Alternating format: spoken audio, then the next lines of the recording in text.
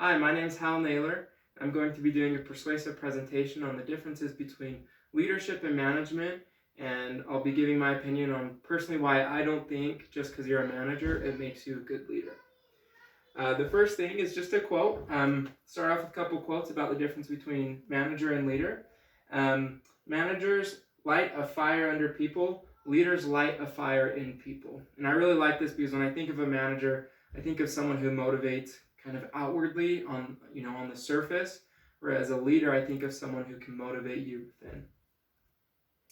Great leaders don't set out to become leaders. They set out to make a difference. I really like this image because it shows a guy who's watering some plants that are growing some light bulbs.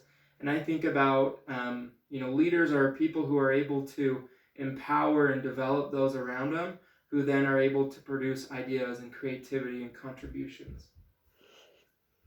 So a manager versus leader. I've got two images here to kind of compare my point. I'm not trying to get across that all managers are equal to Adolf Hitler or represent Hitler in any way, but just taking the history between World War II with Hitler and Winston Churchill and the different leadership styles that they had, I think these two are a great comparison.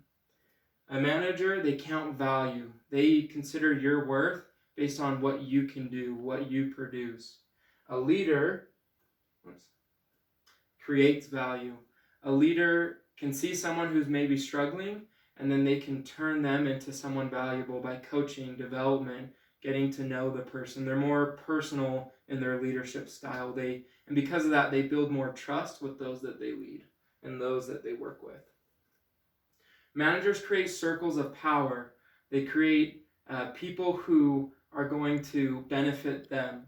They find people who are willing to buy into their ideas and willing to fall on their swords for them. Whereas a leader, they create circles of influence. They also get people who are willing to buy into their ideas, but it's because they trust them. It's because they built trust with them and for them.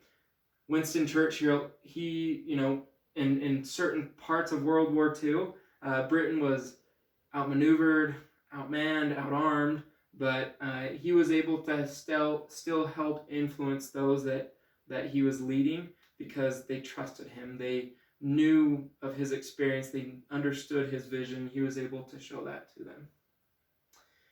Managers, they manage work. They will assign you a job and they'll oversee that job and make sure it's done the way that they intend it to be done. Whereas a leader, they lead people. Still, leaders and managers still have the similar goals of accomplishing something, accomplishing a task, but it's just how they go about it that separates them. A manager will, their focus is making sure that task gets done.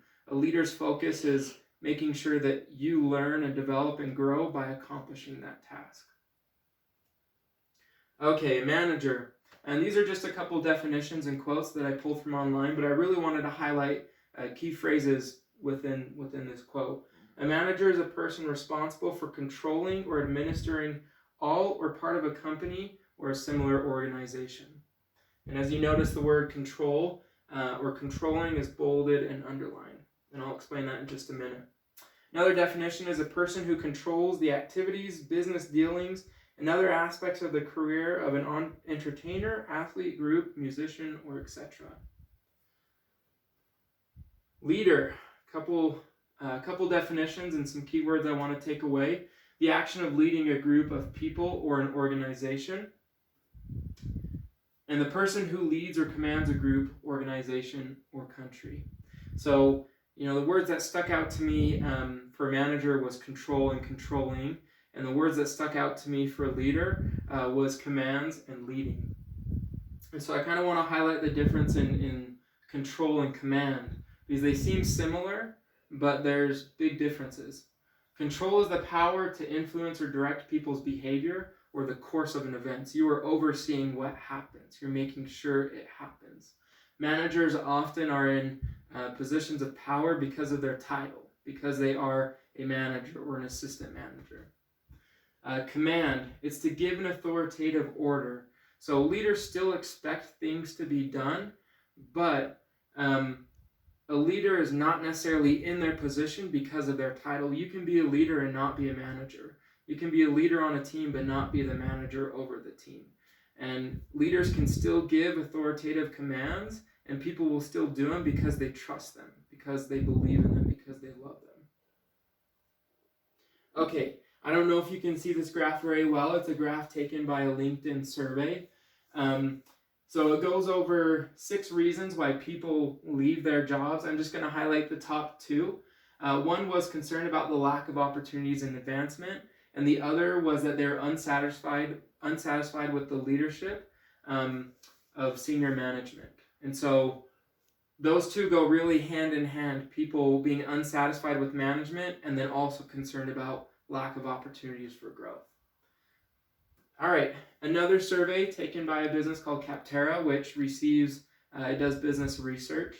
They gave a few more reasons in their research study, but the top 2 was poor compensation or benefits, and the second was their manager is why they'd left their job. So, the second most common in both those surveys is unsatisfied with leadership or direct managers.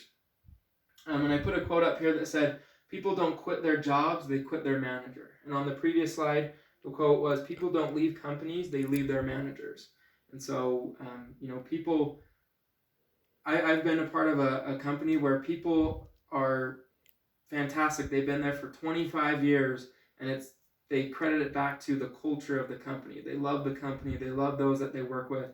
They love their managers. I've also been a part of a company where people leave within just a matter of months because management is disorganized, it's unproductive, it's counterproductive, and people have a hard time buying into the company. All right, real briefly, I just want to share a story that I had from personal experience, a company I used to work for.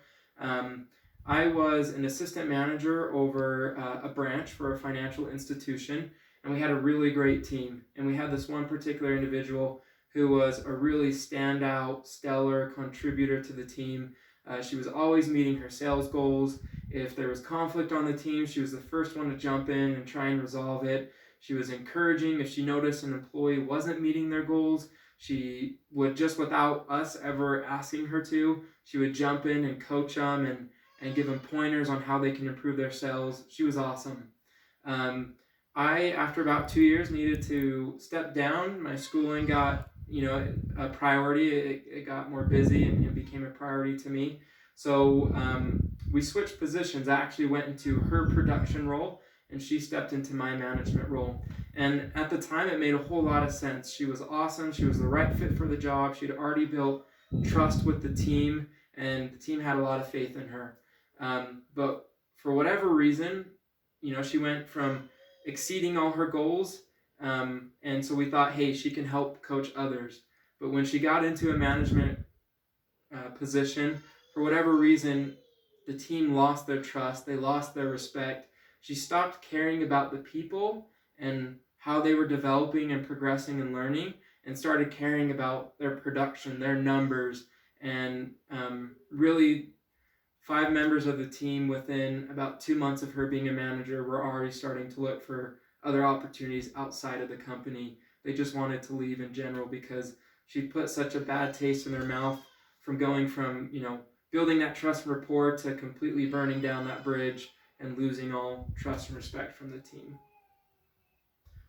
And she was a manager before, or she was a leader without the management role. But when she got into the management role, she lost her leadership.